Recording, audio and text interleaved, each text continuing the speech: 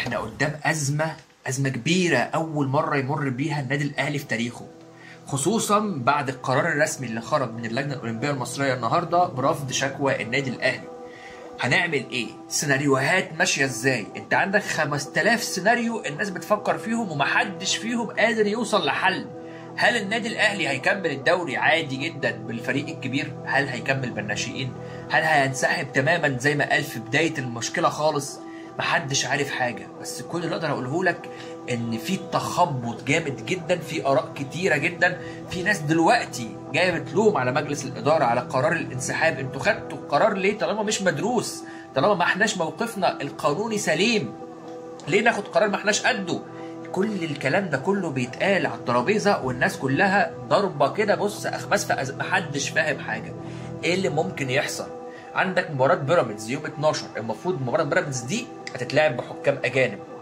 بيراميدز رغم كل الكلام ده كله ما قدمش طلب رسمي من اتحاد الكرة إنه عايز حكام أجانب وما دفعش الفلوس، اعتمادا منه على قرار رابطة الأندية المصرية إن هي هتجيب حكام أجانب ومتكفلة بفلوسهم للمباريات دي، الأهلي وبيراميدز والأهلي والزمالك والزمالك وبيراميدز، فبالتالي ما قدمش طلب لأن الرابطة متكفلة بالموضوع.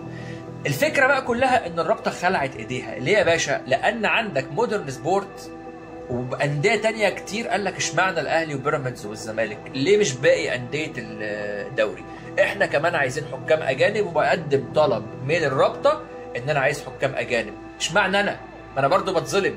وعندك بقى حسوا ان هم فتحوا على نفسهم فتحه ملهاش اخر. خليني اقول لك ان القرارات اللي خرجت من اللجنه الاولمبيه جت صادمه بعد كمان ما النادي الاهلي اصلا كان طلب منهم ان هم يدرسوا الردود، قال لهم ادرسوا بس الردود اللي جات لكم من رابطه الانديه ومن الاتحاد المصري. انتوا ما لحقتوش، ده انتوا لسه جاي لكم الرد امبارح، تيجوا منزلين القرار النهارده.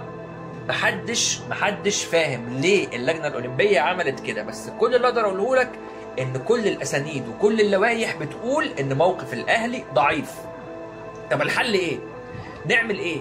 الحل حاجه واحده بس. بتقول لي بقى اروح محكمه دوليه ومعرفش واعمل شكوى في القضاء الاداري عشان اطعن في الرابطه، ولا كل الهري ده. كل الكلام ده تضييع وقت وتشتيت للاعبين، وفي النهايه مش هنوصل لحاجه، وفي النهايه برضو مش هناخد حقنا.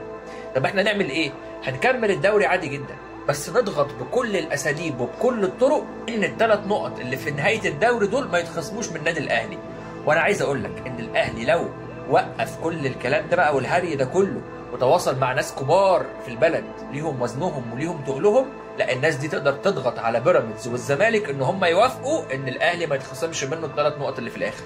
لان اكتر فرقتين مضرورين من القصه دي هو الزمالك وبيراميدز. ليه؟ لان الزمالك بينافس على المركز الثاني ونفسه ان هو ياخد المركز الثاني من النادي الاهلي عشان يشارك في دوري ابطال افريقيا، وبيراميدز بينافس على الدوري، فبالتالي من مصلحته ان انت كمان يتخصم من حضرتك الثلاث نقط اللي في الاخر. فمن غير موافقه الاثنين دول مش هتقدر تاخد حقك. فبالتالي الناس الكبار التقيله قوي اللي في البلد هي اللي ممكن تعمل حاجه زي كده ويضغطوا على بيراميدز ويضغطوا على الزمالك عشان يوافقوا. لكن ده كله مش هيحصل لو احنا كملنا في عنادنا. احنا قلنا موقفنا متنيل بنيله مش قانوني، اللوائح والقوانين مش معانا. فبالتالي ايه الحل؟ ايه الوضع؟ هنفضل نكمل واحنا عارفين كويس قوي ان احنا خدنا قرار خاطئ، ولا نحاول نلم الدنيا ونطلع باقل الخسائر؟